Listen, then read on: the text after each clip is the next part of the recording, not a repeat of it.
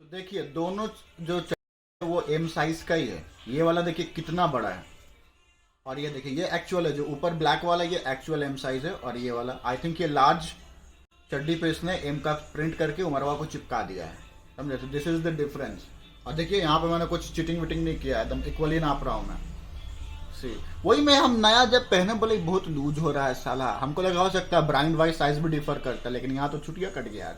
Anyway room में बैठे बैठे बोर हो रहे थे तो मी एंड ओम डिसाइडेड कि चलो हेयर एंड बियर्ड ट्रिम करवा लेते हैं, क्योंकि बहुत दिन हो गया बाल कटवाए हुए।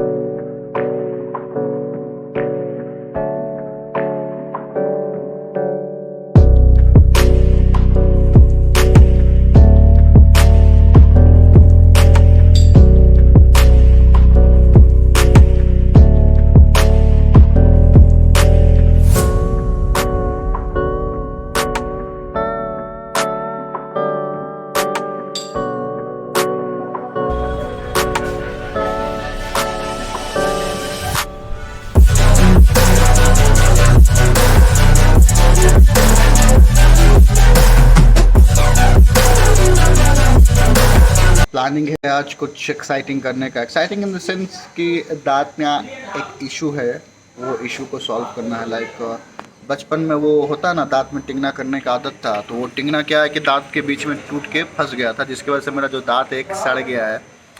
तो लाइक जब कॉलेज में था ड्यूरिंग लाइक 16 और 17, तो उस समय मैंने दांत में वो फिलिंग करवाया था। वो फिलिंग अब निकल गया है, एंड उससे कभी कभी क्या होता है कि ब्लीडिंग होता है। तो आज हम लोग डेंटिस्ट के पास जा रहे हैं।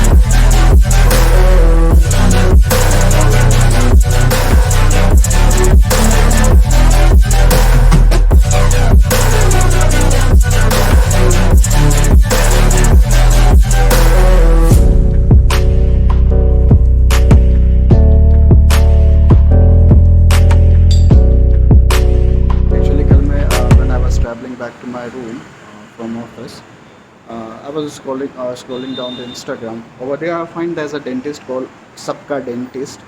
Actually, the advertisement था Instagram पे. So it was mentioned like it's a free consultant.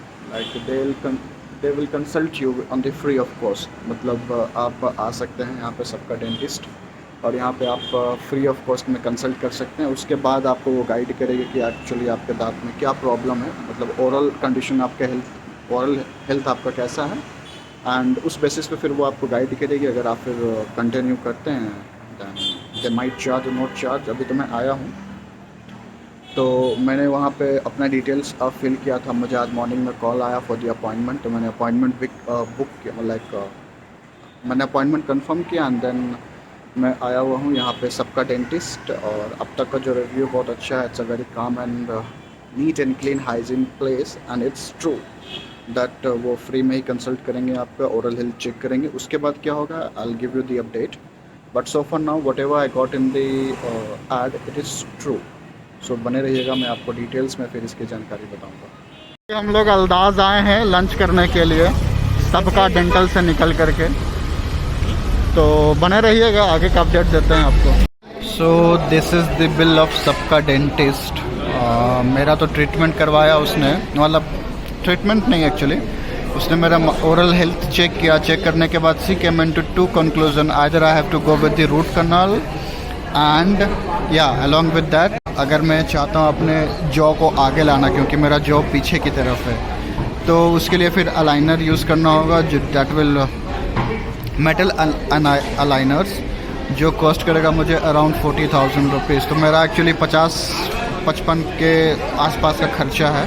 और ये जो बिल है वो शशिकांत का है, उसने कुछ माउथ क्लीनिंग करवाया और डीप स्केलिंग करवाया, तो 4,500 रुपये का बिल बना है। और ये जो अलाइनर है उसका कॉस्ट रहेगा 40,000 रुपये। तो ये उसको एक बिल का ओवरऑल आइडिया मिल गया।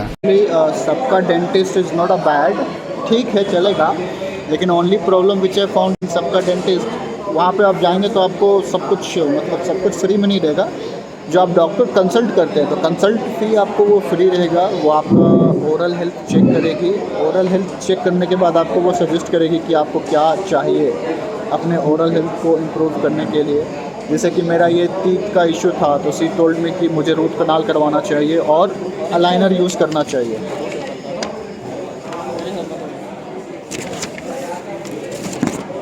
तो अलाइनर और रूट कनाल दोनों यूज़ करने मतलब करवाने के लिए बोली है, विच विल कॉस्ट में अराउंड 50 और 55,000 रुपीज़। अब करवाना है नहीं करवाना है दैट इज़ माई मर्ज़ी एक्चुअली। और 4 बजे फिर एक अपॉइंटमेंट है किसी और डॉक्टर के साथ, वो सेम मतलब अपन सबका डॉक्टर के अंदर ही आता है वो, लेकिन वो he is a specialist in aligners. So let's see, there is a two option to align my jaw. One, I should go with the surgery, or I can use metal braces.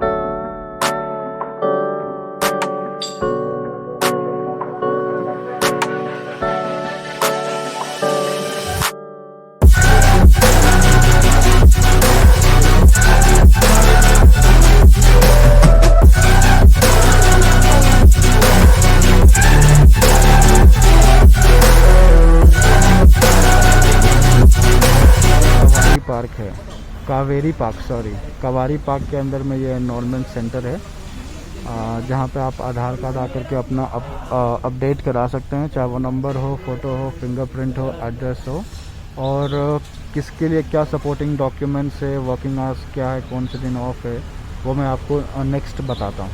ये इस street है, HSAR layout का street है, I don't know street name क्या है, but ये है वो आधार सेंटर जहाँ पे आप अपना आके आधार कार्ड अपडेट करवा सकते हैं। और बगल में आई गेस पार्क है, और वहाँ पे टेंपल का कंस्ट्रक्शन चल रहा है।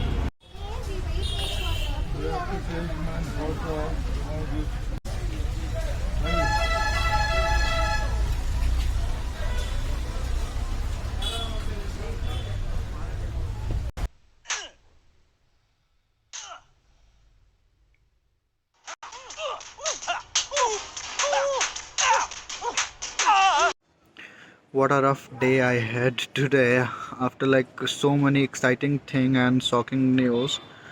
तो ऊपर वाला थॉट कि कुछ और मिर्च एंड मसाला इसके लाइफ में ऐड करते हैं, we decided to go to do some sort of correction in our Aadhaar, because हुआ क्या है कि मेरे आधार का फ़ोटो इज़ लाइक बहुत ज़्यादा पुराना। तो समटाइम्स जब मैं KYC करता हूँ किसी इंपॉर्टेंट वर्क के लिए, तो इट सेज लाइक कि फ़ोटो मिसमैच हो रहा है, फ़ोटो मैच नहीं कर रहा। एंड जो मेरा फिंगरप्रिंट है वो भी I think it's time to I guess update, because कभी कभी लेता नहीं है।